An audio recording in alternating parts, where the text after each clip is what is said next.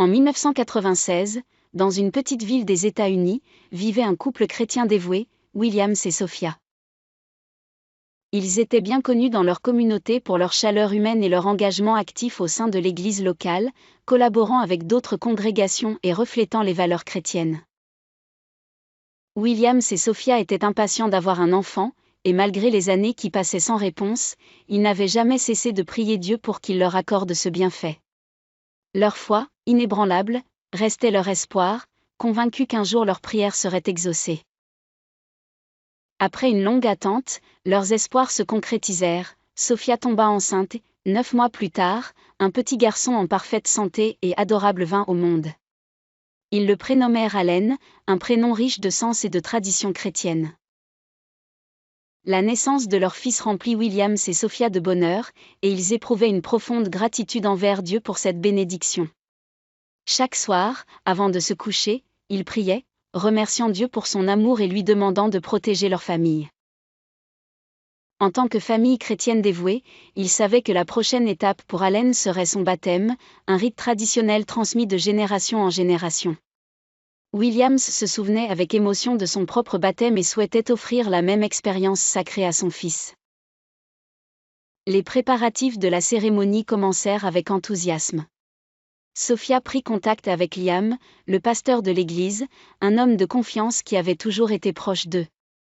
Ensemble, ils fixèrent la date et les détails de l'événement, convenant que ce serait un dimanche. La communauté chrétienne, à laquelle Williams et Sophia appartenaient depuis de nombreuses années, fut rapidement informée de la cérémonie. Les préparatifs furent menés avec sérieux et soin. Liam prit en charge la logistique, tandis que Sophia s'occupait de choisir des vêtements blancs. Pour elle, ce baptême n'était pas qu'un simple rituel, c'était un moment sacré, un lien entre son fils et son Dieu. Pendant ce temps, Williams discutait avec des amis de l'église des derniers détails pour le grand jour. L'excitation montait à l'approche de ce moment tant attendu. Le jour de la cérémonie arriva. Dès le matin, les fidèles se rassemblèrent à l'église, impatients de participer à ce moment spécial. L'intérieur de l'église, baigné par la lumière du soleil, offrait une atmosphère paisible et solennelle. Les bancs étaient remplis de visages rayonnants de joie et de curiosité, et l'édifice résonnait des conversations légères des invités. Certaines personnes avaient apporté des fleurs en signe de reconnaissance, remplissant l'église de leur parfum doux et agréable.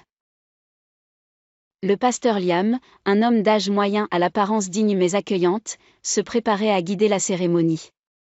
Sa réputation reposait sur sa sagesse et sa clairvoyance, et au fil des années, il avait baptisé de nombreux enfants de la communauté. Williams et Sophia arrivèrent à l'église vêtus de leurs plus beaux habits. Sophia tenait Allen, un tout petit bébé, enveloppé dans ses vêtements blancs soigneusement choisis. Le bébé, paisible, observait le monde qui l'entourait avec de grands yeux innocents. Sur l'autel, un bol en argent rempli d'eau bénite avait été préparé avec soin. Selon la tradition chrétienne, cette eau symbolisait la purification du péché et l'entrée dans la foi. Williams, tenant délicatement la main de Sophia, s'approcha de l'autel. Debout devant l'autel, Liam tenait fermement la Bible. Un silence profond s'installa dans l'église, seul le murmure de sa voix se faisait entendre, remplissant l'espace d'une énergie spirituelle palpable. Les paroles sacrées qu'il prononça étaient empreintes de puissance et de foi. Alors que le pasteur s'apprêtait à verser l'eau bénite sur la tête d'Allen, un événement étrange se produisit. Le bébé, jusqu'alors calme, commença à se mouvoir avec agitation dans les bras de sa mère. Il tendait ses petites mains comme s'il percevait quelque chose d'invisible. Alors que le pasteur s'apprêtait à verser l'eau bénite sur la tête d'Allen, un événement étrange se produisit. Le bébé, jusqu'alors calme, commença à se mouvoir avec agitation dans les bras de sa mère. Il tendait ses petites mains comme s'il percevait quelque chose d'invisible. Sophia, un peu déstabilisée, tenta de le calmer, mais l'anxiété d'Allen ne fit qu'augmenter. Le pasteur Liam, un instant hésitant, poursuivit cependant la cérémonie.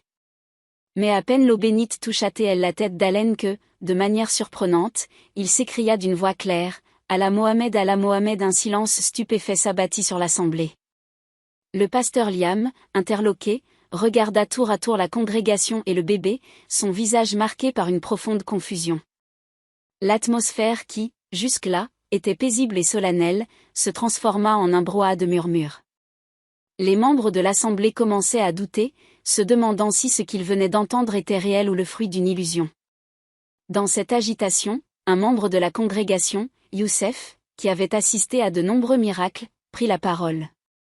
Il suggéra que ce phénomène pourrait être un signe divin, un message venant révéler la puissance et l'amour de Dieu. Ces paroles attisèrent la curiosité et l'intérêt de l'assemblée, qui se rassembla autour de cette idée nouvelle. Le pasteur Liam, encore sous le choc de l'événement, reconnut qu'il ne pouvait ignorer ce qu'il venait de se passer.